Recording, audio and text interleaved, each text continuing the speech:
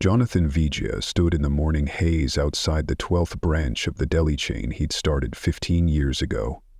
Armed with nothing more than a borrowed van, a borrowed fryer, and an unwavering belief in two things: great food and better people.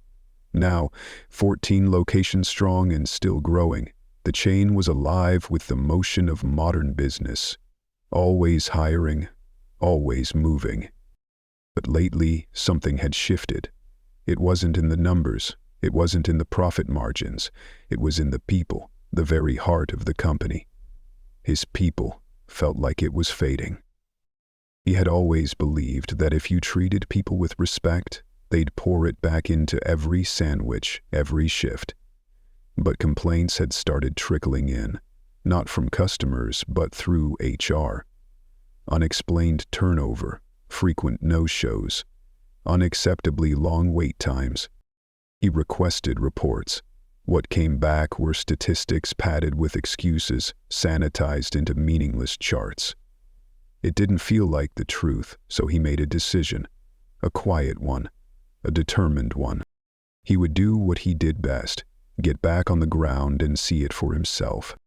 He chose the downtown branch, the oldest, the busiest. He hadn't set foot in it in over 2 years. Most of the staff were new, hired after the last district shakeup. Odds were, not a single soul would recognize him. He shaved his beard, dyed his graying hair darker, and slipped on thick-rimmed glasses. His name badge simply read, Joe. No one batted an eye when he walked in at 6:15 a.m. The air was warm with the smell of freshly baked bagels and smoky pastrami. Behind the counter, the clang of metal pans created rhythm that once felt like home to him. A young woman in her 20s manned the register, her eyes dull from fatigue. A middle-aged man with a thick build and a receding hairline glanced up from a clipboard. "You the new guy?" he grunted. "Yeah. Personal training has developed my sense of humor. Still entire pizza boxes from John Bucky. Nearby and get their Bucky. And trained people. And what else? Joe cashier training. John Bucky. The personal entire panic. Mike, supervisor, stay away from the grill, don't get in the way. Tina'll show you the register. The girl behind the counter blinked, caught off guard. "Oh, sure. I'll train him." Jonathan gave her a nod and stepped in behind the register. She leaned in and whispered, "You won't last long if you move slow. Mike's not patient." He offered a half smile. "Then I'll move fast." By 9 a.m. the lunch rush had descended earlier than expected. 2 of the 3 prep workers had called out. Tina juggled the register and sandwich making like her hands were tied to a metronome. Jonathan struggled to keep pace, printing receipts, bagging orders, scanning the chaos. Mike barked instructions from the back, but never once stepped in to help. His voice cut through the air like a blade, sharp but absent of any support. Tina, without missing a beat, muttered under her breath, "We're always short. He tells corporate we've got enough people, then throws us under the bus when we fall behind." Jonathan said nothing, but he heard everything. Then, from the pickup area, a customer snapped, "I've been waiting 20 minutes. There are 3 people here, and none of you know what you're doing." Mike marched forward, folding his arms like a shield. "We're short-staffed because people don't show up. Don't like the service? There's the door." Jonathan's eye twitched. The customer stormed out. Tina blinked fast, hiding her emotion behind her sleeve. That moment stayed with him. It said everything. Later, when the rush died down, he leaned toward Tina. "People just don't show up." She gave a dry, humorless chuckle. "Some quit, some get pushed out. Mike says they're lazy, but he schedules double shifts with no breaks, cuts hours without warning, and blows up if you ask why. 2 people walked out last week. I'm just trying to pay rent. Do you ever talk to the district manager? She shook her head, tired beyond her years. Mike says he handles everything. We've never even met the district guy. By 2 p.m., Jonathan's legs were numb, his shirt soaked through with sweat. He hadn't worked a shift like this in years, and even now he was only half-trained. But he saw it all. A prep board that looked like a war zone, missing inventory. A grill cook named Marcus working without gloves until Tina tossed him a pair. Gone. He vanished into the office for nearly an hour. Jonathan took notes. Every detail mattered. Then, at 3:30 p.m., a teenage girl walked in. 19, maybe. Kayla. Mike burst out of the back like a thundercloud. Nice of you to show up, Kayla. You were supposed to be here at 11. She froze. No, my schedule says 4. I changed it yesterday, told everyone. You didn't tell me. That's your fault. Maybe if you weren't always staring at your damn phone. Jonathan stepped between them before the words landed. That's not okay. Mike snapped his head toward him. Excuse me? Jonathan stared him down. You don't talk to people like that. Mike scoffed. Who the hell even are you? You've been here 5 minutes. But Jonathan didn't flinch, and he didn't respond. That night, back at the hotel, he lay on the bed, eyes fixed on the ceiling. His stomach was a pit of knots. He hadn't built this business to break people down. He built it to give them a chance. He pulled out his phone and dialed. Alan, downtown store, tomorrow, 7 a.m. Don't ask, just be there. He hung up. Someone was going to answer for this. Mike scoffed, tossed the half-eaten muffin onto the counter like it was a badge of his indifference, and sneered. So what? You spend 1 day here and suddenly you think you know everything? Jonathan didn't flinch. His voice, calm but edged with steel, carried the weight of someone who had seen this kind of rot take root before. I know enough. Enough to see prep workers skipping gloves. Enough to see a manager vanish for hours during peak. Enough to watch you change schedules without warning and tell a paying customer to eat somewhere else. And the way you spoke to Kayla? Unacceptable. Mike's posture stiffened. She's always late, he shot back. Doesn't take the job seriously. Half these kids don't. They show up with attitudes and expect praise for doing the bare minimum. Jonathan stepped forward. The air in the room seemed to still. You don't get to decide who deserves respect. You give it. Every time. If someone isn't performing, you coach them. You don't humiliate them in front of the team. Alan cleared his throat, finally breaking the tension. Mike? Is that true?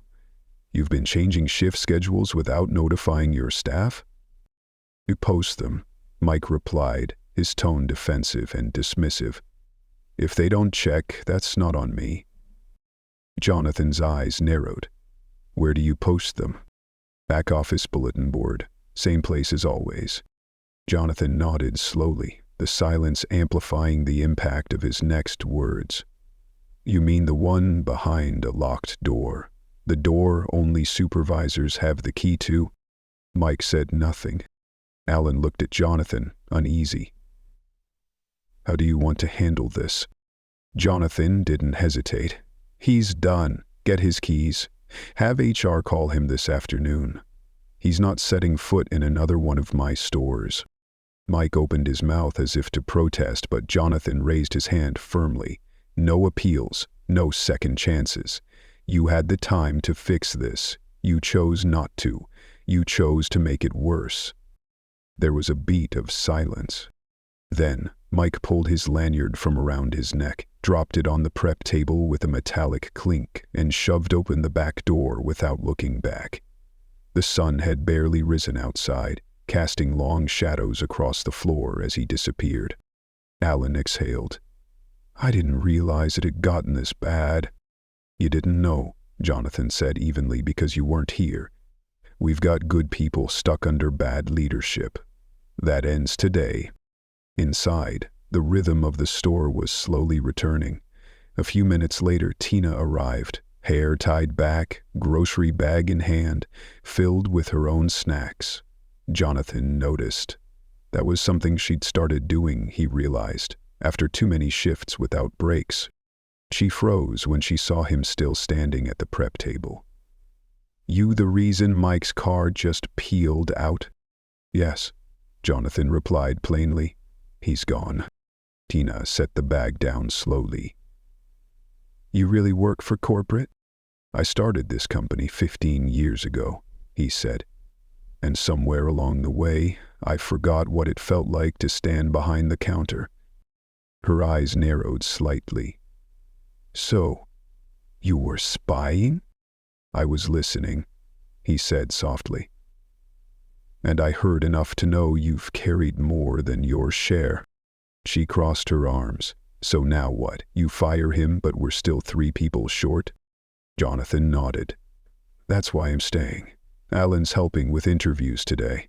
I've called in 2 assistant managers from other stores to help cover the week. But until then, I'm here. And no one goes without a break." Tino blinked. "You're really going to work the line?" Jonathan smiled faintly.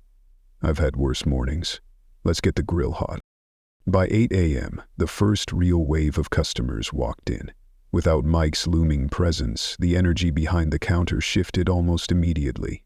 Tina manned the register with a newfound rhythm, her confidence visible in the way she called out names. Kayla arrived with headphones slung around her neck and a cautious look. She paused when she saw Jonathan. "I'm not late," she said quickly. "I know," Jonathan replied. "You're right on time. I'm Jonathan." Her eyes widened. "The Jonathan?" "That's what they tell me." Kayla glanced around. "So, Mike's gone?" Tina, without missing a beat, confirmed it with quiet satisfaction. "He's gone." Kayla exhaled deeply, as if letting go of a weight she didn't realize she'd been carrying. Jonathan looked her in the eye. "I want you to know, the way he treated you yesterday was wrong. That's not how we lead. That's not what this place was built for." She didn't say anything right away, but the gratitude in her glance said enough. As the hours passed, the store found its rhythm again. Jonathan worked shoulder to shoulder with Marcus on the grill. The man didn't say much, but his hands moved with precision, keeping his station immaculate. "You've done this a while," Jonathan said, flipping 2 egg sandwiches. 3 years, Marcus replied. 4 different managers. Jonathan let out a low whistle. "Why stay?" Marcus shrugged. "I like the work, just wish someone higher up noticed when we busted our backs." Jonathan gave a quiet nod. "Well, someone's noticing now."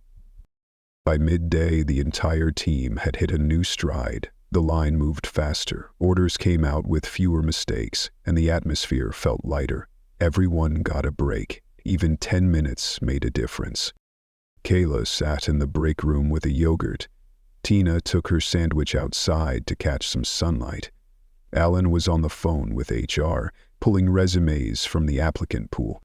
At 2 p.m., Jonathan stepped outside to take a call from the head of operations. "Yes, he's terminated. No severance. And I want a full audit of schedule practices across every store. If another manager's changing shifts without notice, I want them dealt with." He ended the call and walked back inside. Ellen met him by the soda fountain. "I've got 2 assistant managers from Eastside willing to float here. One starts tonight, the other tomorrow." "Keep them here," Jonathan said, "until we hire permanent replacements." "You want to start that now?" Alan asked. "Yes. Right here. Store's still open. No better place to see who can actually lead." Alan nodded and opened his tablet. "I've got 7 candidates who applied in the last 2 weeks. Scheduling them now." Jonathan looked out over the line. Kayla was restocking cups without being asked. Marcus wiped down the prep station. Tina called out orders with energy that, for the first time, didn't sound drained. The place was breathing again. But Jonathan knew one good day didn't fix everything. He stepped beside Tina, behind the register. "You ever thought about running a shift?" She looked at him, surprised. "Me? You've got the instincts. You keep people moving, and you don't lose your head when it gets busy." "I've thought about it," Tina admitted quietly, "but Mike never let me try." Jonathan met her eyes. "Well, I'm not Mike," he said without hesitation. "Let's see what you can do." She hesitated, the weight of old doubt flickering across her face, then gave a slow nod. "Okay." Jonathan smiled. "Good. Let's clean up before dinner rush kicks in." Tina pulled her headset into place and glanced up at the old clock mounted above the bread racks. It was just past 5, and the line was already curling toward the door. The prep station buzzed with tension. Jonathan stood at the register, handing receipts to Kayla between orders. Marcus worked the sandwich line with calm precision, flipping and folding like second nature. At the cold station, Letitia, quiet and methodical, had arrived from the east side location just 30 minutes ago and had already begun rearranging the station layout. Instead of alphabetical order, she sorted by ingredient turnover rate. Smart. Fast. Jonathan leaned toward Tina. "How are you holding up?" Without looking from the screen, she said, "I'm good, but it's tightening. We've got 20 minutes before we start slipping." He nodded. "Alan's on his way back with a floater cashier from Midtown. She'll bounce between register and expo." Tina stepped back from the POS after finishing a complex multi-sandwich order. "You think that'll be enough?" "No," Jonathan admitted, "but it'll keep us above water." From the line, Marcus called out, "Low on turkey, should have been restocked already." Letitia answered without breaking rhythm. "Walk-ins organized. I'll grab trays." As she vanished into the back, Jonathan scanned the dining room. 2 tables still bore the remnants of the late lunch rush: crumbs, wrappers, a half-spilled soda. He grabbed a towel and headed over. As he wiped down a table by the window, an older man raised an eyebrow. "Didn't expect to see the boss cleaning tables." Jonathan didn't pause. "Didn't expect to find a store this neglected." "You're the owner, right?" "Oh yeah." The man leaned back in his chair. "I've been coming here for years. It used to feel like it had soul. Lately, it just feels tired." Jonathan paused, towel in hand. "You're not wrong, but I'm making sure that changes." Back behind the line, Letitia reappeared with 2 trays of turkey and dove straight into restocking. Her movements were smooth, focused, like a pianist who knew every note by heart. Jonathan watched for a moment. "Letitia?" he called over the clatter. She glanced up. "Yeah?" "How long have you been with us?" 7 years. Started on prep. Worked up." He nodded. "Ever think about running your own store?" Her answer came with a brief smile and a sharper look. "Been ready. Just didn't want to push out someone who wasn't." "They might be changing soon." The side door opened. A young woman in a red hoodie stepped in, followed by Alon with his clipboard. "This is Jasmine," he said. "Floater from Midtown, register and expo trained. She's covered nights before." Tina approached, professional but brisk. "We'll plug her in at expo. Orders are about to start stacking." Jonathan turned to Jasmine. "Comfortable jumping in without a walkthrough?" She pulled up her sleeves. "Just point me to the screen." By 6, the line was flowing again. There were still holes. Marcus doubled up on grill and hot prep when Letitia rotated to front for 10 minutes. But they held. And something else changed. Fewer mistakes. Orders hit right the first time. Customers waited, but no one shouted. The energy that once snapped with stress had softened into something focused, steady. Near the drink station, Alan leaned against the wall, eyes on Tina. "She's not just good," he said quietly. She's got presence. She's earning it, Jonathan replied. Put her on the leadership path, quietly. Start shift lead training next week. Alan nodded. What about the supervisor spot? Jonathan didn't hesitate. I'm watching Letitia. She's sharp, controlled. If she wants it, I'll move her here full time. Alan jotted a note. Store stays under review for 2 more days. Keep it quiet. Yeah, let's see how they perform when the adrenaline fades. The dinner rush stretched past 7. Jasmine leaned against the expo counter, breathing hard. That was non-stop, but it didn't feel chaotic. That's new. Tina gave a quick smile. It's usually not like this. We've just got a lot to fix. Jasmine looked around. Well, at least now it feels like everyone's working. Letitia stepped in from the back, wiping her hands. We need to talk about the walk-in. Labeling's a mess. Half the dates are missing. Jonathan turned. How bad? Bad enough we're guessing what's good. I pulled 3 trays of ham, sweating through the wrap. You've got full authority. Toss anything questionable. Start a clean log. I want a complete inventory by close. She nodded once. Consider it done. Tina stepped closer.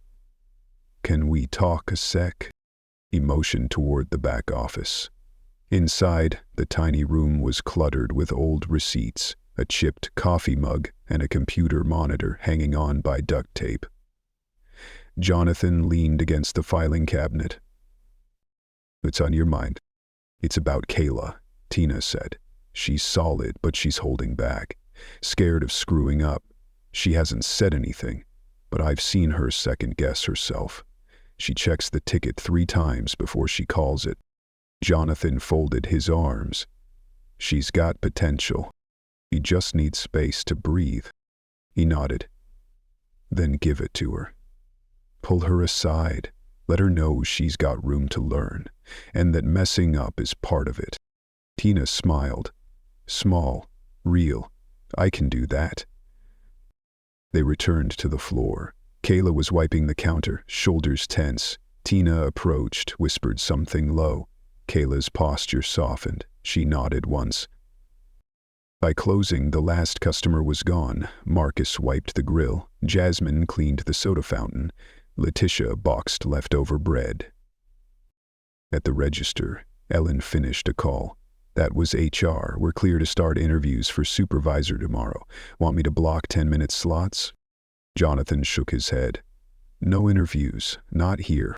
Ellen blinked. You changing the plan? I've seen what I need. Letitia's earned it. If she wants the store, it's hers. Alan turned to where Letitia was sweeping under the prep table, quiet, focused. You sure? She walked into chaos and never flinched, Jonathan said. Found problems, fixed them, and never asked for credit. Alan exhaled and nodded. I'll call it in. Jonathan approached Letitia near the cold line, where she stood with her sleeves rolled and clipboard in hand. He waited until she looked up, her eyes still focused but no longer tense.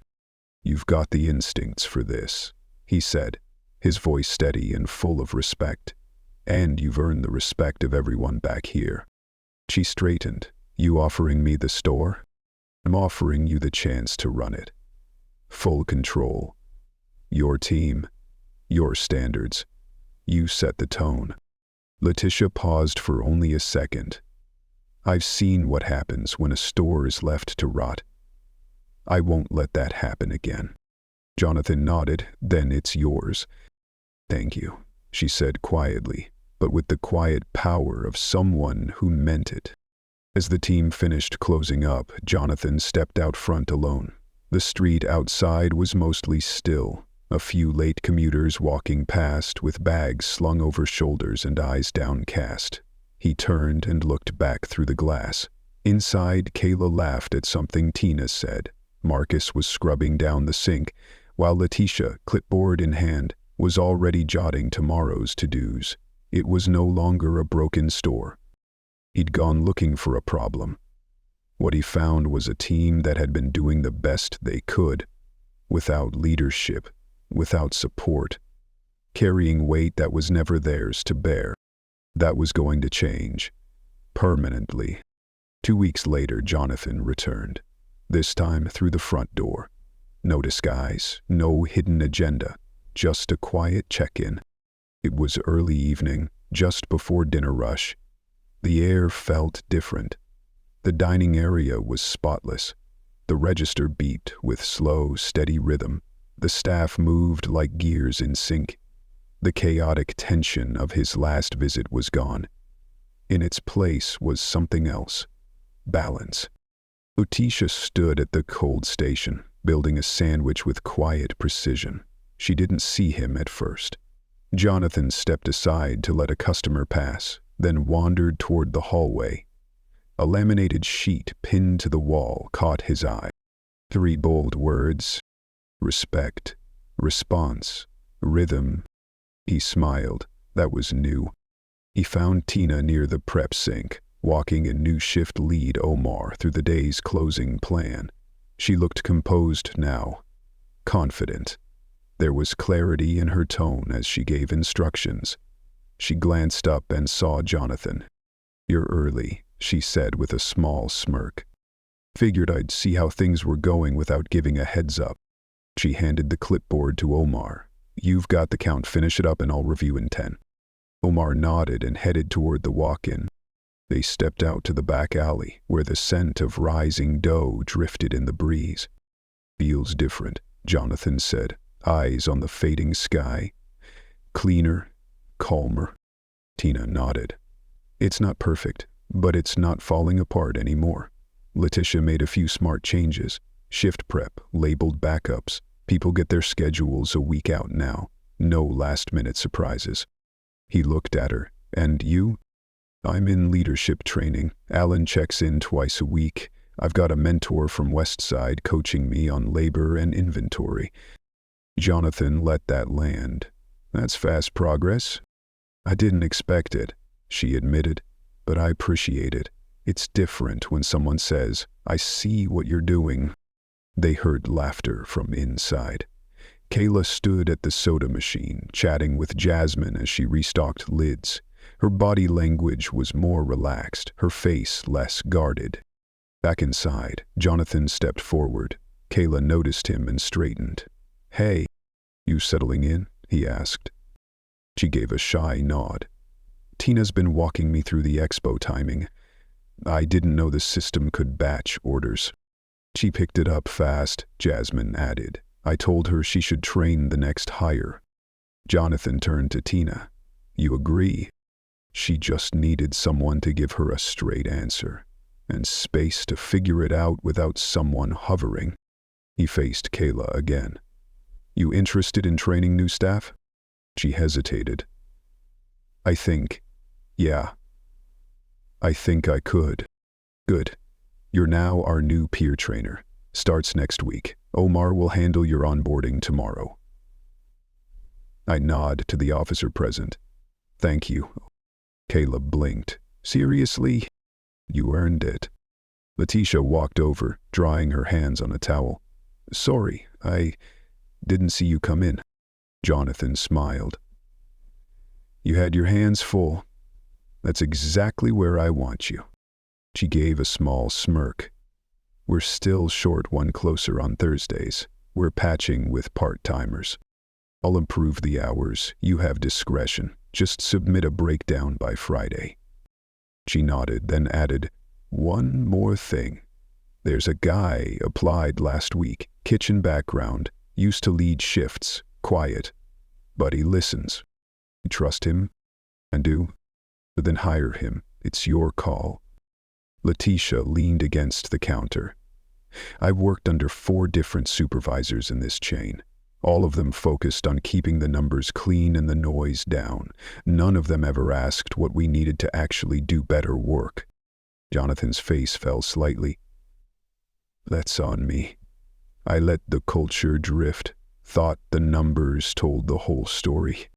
"They never do," she said without venom, just truth. He looked around. The store didn't feel heavy anymore. It wasn't just functioning, it was rebuilding. Everyone had purpose. No yelling, no scrambling, no one counting minutes to clock out. Alan entered through the front. Letitia called out without missing a beat. "We're missing lemon pepper turkey from the delivery. Logged it already. We need a reroute from the warehouse." "I'm on it," Alan replied. Jonathan pulled him aside near the drink station. "You think this will hold?"